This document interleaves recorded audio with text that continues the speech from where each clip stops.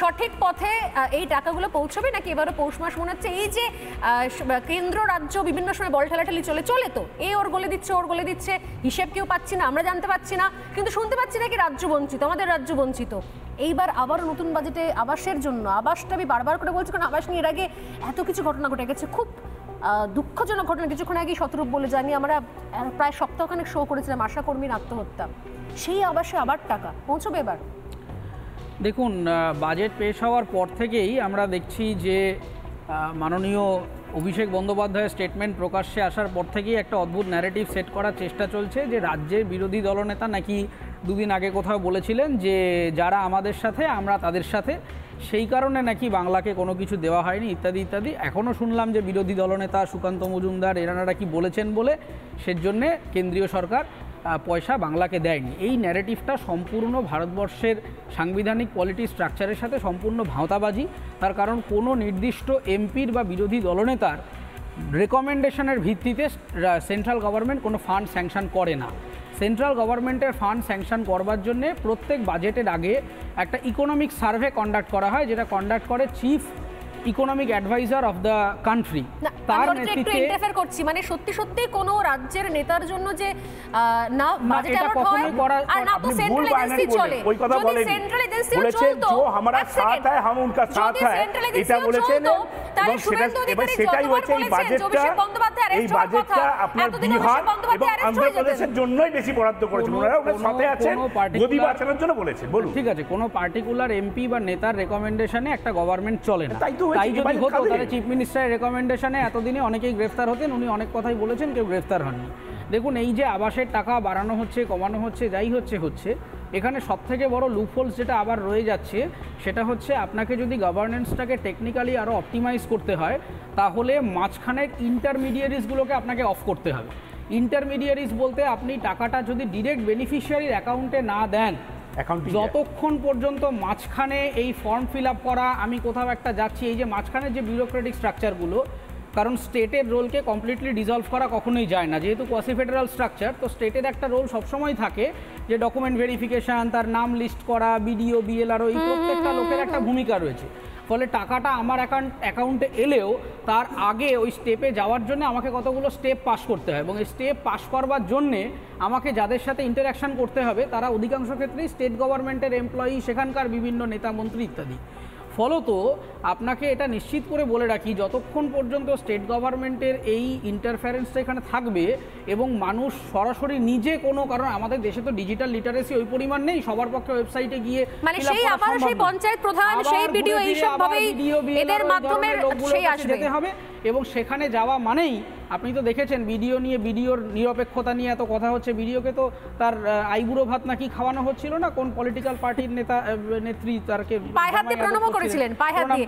অনেক আমি আপনার কাছে আসছি একটু কিছুক্ষণ আগে আসা একটা ব্রেকিং নিউজের দিকে নজর না রাখলেই নয়। আরও একবার আমার টিম বলছে বারবার করে এটা আরও একবার জানাতে, পশ্চিমবঙ্গের মানুষের জন্য আরও একবার জানাতে বলছে, দুর্গাপুজোর কমিটিগুলোর জন্য এবার সরকারি অনুদান বেড়ে গেল আবার। আমি কিছুক্ষণ আগে বলছিলাম তোরা দিদা বলিস ভাই আমার মেলা খেলাই চাই, 70,000 থেকে বেড়ে 85,000 হয়ে গেল টাকা। সরকারি অনুদান 43,000-এরও বেশি পুজো কমিটিকে দেওয়া হবে।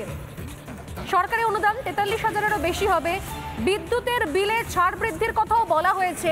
আরও একটা গুরুত্বপূর্ণ পয়েন্ট আমি বলবো অ্যাড করতে পারি টিমকে, যে বলা হয়েছে যে এরপর ধাপে ধাপে এই 85,000 টাকাটাও বেড়ে হয়ে যাবে নাকি 1 লাখ।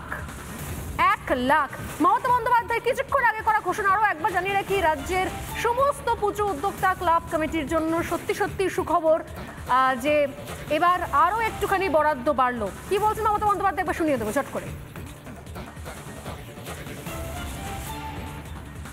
আর গতবারে অনুদান পেয়েছিলেন কত, এবারে তাহলে একটু 50 করে দিই।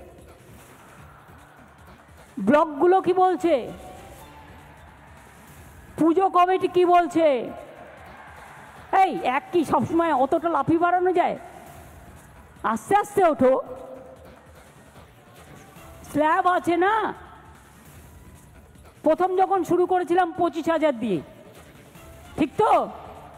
তারপরে আস্তে আস্তে 70 এসছে। এবারে যদি সব করে দিই, আগে আসছে বছর কি হবে? আসছে বছরের জন্য তো রেখে দিতে হবে। সেই জন্য এবার 70 থেকে স্ল্যাবটা বাড়িয়ে 85,000 করে দিলাম। আমরা দেখলাম দেব কেন প্রার্থী হয়েছে এবার, তিনি বললেন যে ঘাটার মাস্টার প্ল্যান নাকি এবার রাজ্য সরকার নিজে থেকে করে দেবে আর কেন্দ্রের দরকার নেই। আমার আবারও সেই একই জায়গায় প্রশ্ন, বরাদ্দ পাচ্ছে মানুষ পাচ্ছে কি পাচ্ছে না সেটা থেকেও বড় প্রশ্ন হচ্ছে রাজ্যের ভাড়ারে সত্যি এত টাকা রয়েছে? এত টাকা অনুদান ক্লাবের জন্য, এত টাকা হচ্ছে ঘাটাল মাস্টার প্ল্যানের জন্য, সমস্ত রয়েছে, সব রেডি রয়েছে। এই পরিমাণ ধারে শ্রীলঙ্কা বলে একটা দেশ গোটা তারা আর দেউলিয়া হয়ে গেছে। বিষয়টা হচ্ছে যে আমাদের অর্থনীতিবিদ রয়েছেন, তার সামনে বলা এগুলো দৃষ্টতা, যাই হোক তাও চেষ্টা করছি।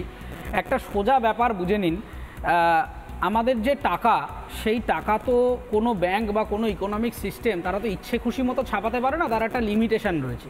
আজকে আপনি পাড়ার ক্লাবগুলো নিয়ে আলোচনা করছেন, আলোচনা অনেক দিন আগেই হওয়ার কথা ছিল, যখন লক্ষ্মীর ভাণ্ডারের টাকা প্রায় 1.5 গুণ 2 গুণ করে দেওয়া হয়েছিল। এবার ঘটনাটা হচ্ছে টাকাটা দেওয়া নিয়ে কোনো অসুবিধে নেই, কিন্তু টাকাটার সোর্স কী বা সরকারের ইনকাম কোথায়? নিশ্চয়ই সরকার রোজগার অফুরান করে ফেলতে পারছে না, তাই যদি হতো তাহলে বাজেট ডেফিসিট এত থাকতো না। তার মানে হচ্ছে যে টাকাটা দিচ্ছে সেই টাকাটা অন্য কোনো ফান্ড থেকে কমিয়ে বা যেখানে যোগ্য খরচ করার কথা সেইখানে না করে আরেক জায়গায় করা হচ্ছে, এই হচ্ছে ফার্স্ট। দ্বিতীয় কথা হচ্ছে, আপনি যদি বিগত 5-10 বছর ধরে দেখেন, পশ্চিমবঙ্গ সরকারের প্রপার কোনো অডিট হয় না এবং দিনের পর দিন ধরে মিসঅ্যাপ্রোপ্রিয়েশন অফ ফান্ড হয়ে চলেছে। এবং তৃণমূল কংগ্রেসের গভর্নেন্সের পলিসিটাই হচ্ছে এটা, যে তারা সবসময় একটা শর্ট টার্ম ভিশনে চলে, যে আমার সামনে যে ভোটটা আছে সেই ভোটের জন্য কোন পপুলেশনকে টার্গেট করতে হবে, তাদেরকে কিভাবে আমি বুঝিয়ে দেবো। এই ডোনেশন বাড়ানো নিয়ে আমার কোনো আপত্তি নেই। এবার অনিন্দবাবু বলছিলেন যে হিন্দুদের পুজোতে দেওয়া হচ্ছে, তাতে কি খুব গায়ে লেগে যাচ্ছে?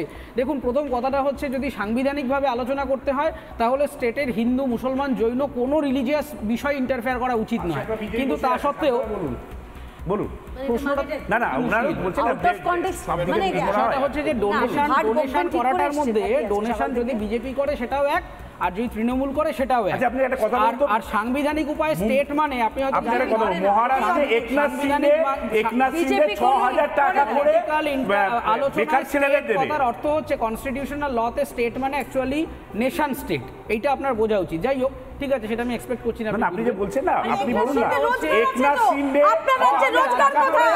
বেকার ছেলেদের দেবে। আপনার রাজ্যে শিল্প কোথায় বলুন? দিন রাত করতে আমরা ধন্যবাদ জানাবো। লক্ষ্মী ভান্ডার দিয়ে কষ্ট হয়।